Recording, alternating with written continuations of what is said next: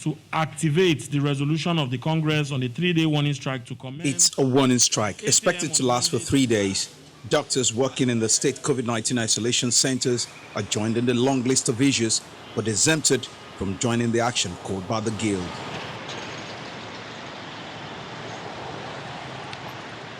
A visit to the Lagos State University Teaching Hospital shows skeletal medical services are rendered with priority given to emergency cases only.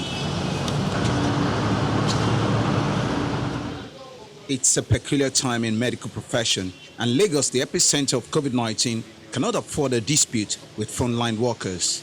2 months are being owed these doctors. As I speak to you, I've not gotten feedback yet whether they have received it as at today.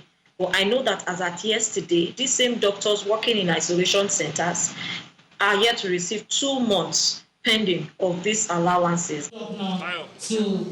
The state government says it is disappointed over the action of the doctors for downing toll, especially at a time like this.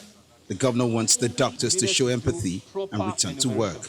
We needed to be sure that the people that were going to be paying the COVID allowance to were people that had worked during this COVID period and had worked in one or all of our isolation centers, right? So we had a 2-month delay, meaning that we paid 2 months, then we had not paid May and June. As I speak this morning, all of them, most of them, if not all of them, are the allowance for the 2 months arrears. When the doctors decide to return to work, a list of issues they want resolved may still be hanging. Within Lagos alone, you have 5 tertiary health institutions.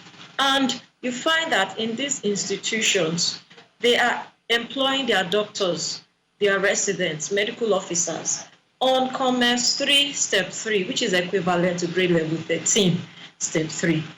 Whereas for Lagos State, we are being employed at a level of grade level 12. Any of us, especially them at this time, we want to take an opportunistic approach because of the pandemic system or the pandemic crisis we're going through.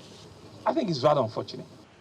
The Guild says the strike was inevitable after the government failed to meet 70% of its demand. The Congress is expected to reconvene after the 3-day warning strike to review its plan. It is unclear whether the government's current intervention is enough to change the course of action. Dari Ido, Channels Television News.